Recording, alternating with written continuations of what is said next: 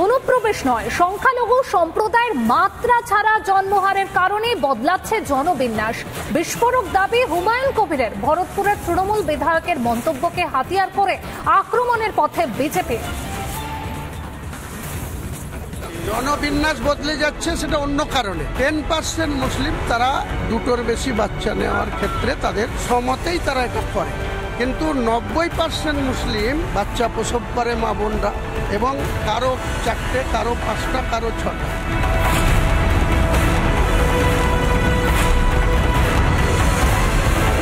মুর্শিদাবাদের মানচিত্রে জনবিন্যাস বদল নিয়ে কয়েকদিন ধরেই চলছে বিতর্ক। এই নিয়ে সরব হয়েছিলেন দুই বিজেপির বিধায়ক গৌরীশঙ্কর ঘোষ ও সুব্রত বৈদ্য। মুর্শিদাবাদ জেলার বিস্তীর্ণ এলাকায় তারাকাটার বেড়া দেওয়া নেই, ইলেকট্রিসিটির কোনো সুবিধা নেই, তাই অবাধে তারা আজকে বিদেশে ঢুকছে এবং আমাদের মুর্শিদাবাদ দিয়ে সারা দেশে ছড়িয়ে পড়ছে।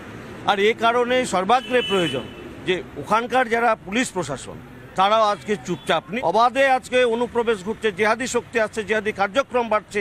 আইনের শাসন বলে মুর্শিদাবাদ জেলায় কিছু বিগত 20-25 বছর ধরে দেখছি যে অনুপ্রবেশ যে হারে ঘটেছে, দুজন মানুষ ঢোকা এবং পরবর্তীকালে 20 বছরে সেই দুজন মানুষের ফলশ্রুতি আরো 12 জন। সুতরাং এই চাপ এই রাজ্য সরকার নেবে কি করে? যেভাবে অনুপ্রবেশ ঘটেছে তার যে ফল আমরা দেখতে পাচ্ছি, আগামী দিনে আমরা শঙ্কিত, আমরা আতঙ্কিত। জেলার দুই বিধায়ক মুর্শিদাবাদকে কেন্দ্র শাসিত অঞ্চলের আওতায় আনার দাবি তুলতেই মেরে পা ভেঙে দেওয়ার হুমকি দিয়েছিলেন তৃণমূল বিধায়ক হুমায়ুন কবির। তারা যদি 20% ভোট ব্যাংক নিয়ে আমাদের হুমকি দেয়, আমি বলছি তো হুমকি দেবো, মেরে ঠ্যাং ভেঙে দেবো। তবে হুমকি দেওয়ার একদিন পরেই জনবিন্যাস নিয়ে বিস্ফোরক দাবি করলেন ভরতপুরের তৃণমূল বিধায়ক। জনবিন্যাস বদলে যাচ্ছে, সেটা অন্য কারণে। দেখুন, কিছু মনে করেন না, আমরা ইসলাম ধর্মে বিলং করি, তো 90% মুসলিম এখনো তাদের বাড়িতে বাচ্চা প্রসব করে মা বোনরা, এবং কারো 4টে, কারো 5টা, কারো 6টা। যদিও হুমায়ুন কবিরের এই মন্তব্যের উদ্দেশ্য নিয়েও জল্পনা দানা বাঁধছে রাজনৈতিক মহলে। জন্মহারকে সামনে রেখে কি অনুপ্রবেশের দাবিকে নাকচ করতে চাইছে তৃণমূল বিধায়ক? আজকে তো হুমায়ুন কবির মেনেই নিলেন যে মুসলমান পরিবারে অনেক বেশি বাচ্চা হয়, অনেক বেশি সন্তান হয়, ওটা উনি মেনেই নিলেন।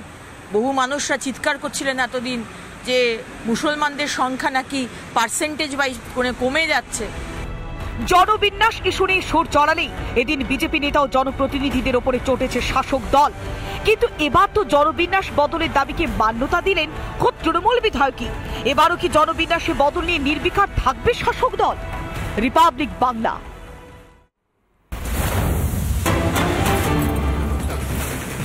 ফি বৃদ্ধির প্রতিবাদে উত্তাল প্রেসিডেন্সি বিশ্ববিদ্যালয়। 7 দিন ধরে চলছে ছাত্র ফেডারেশনের অবস্থান। তবে বুধবার থেকে ফের ঘেরাও করা হয়েছে বিশ্ববিদ্যালয় উপাচার্যকে। 16 ঘন্টা পার এখনো পর্যন্ত পড়ুয়াদের অবস্থান চলছে। প্রেসিডেন্সি বিশ্ববিদ্যালয়ে বিভিন্ন কোর্সে সেখানে সম্প্রতি ফি বৃদ্ধি করা হয়, ঠিক তারপরে প্রতিবাদে নামে সেখানকার পড়ুয়ারা।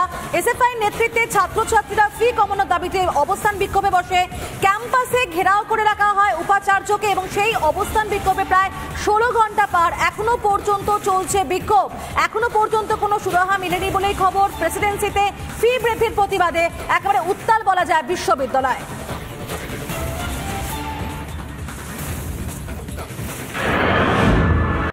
বর্ষার সময় নদী থেকে বালি তোলা সম্পূর্ণ নিষিদ্ধ, এমনটাই কিন্তু নির্দেশিকা রয়েছে।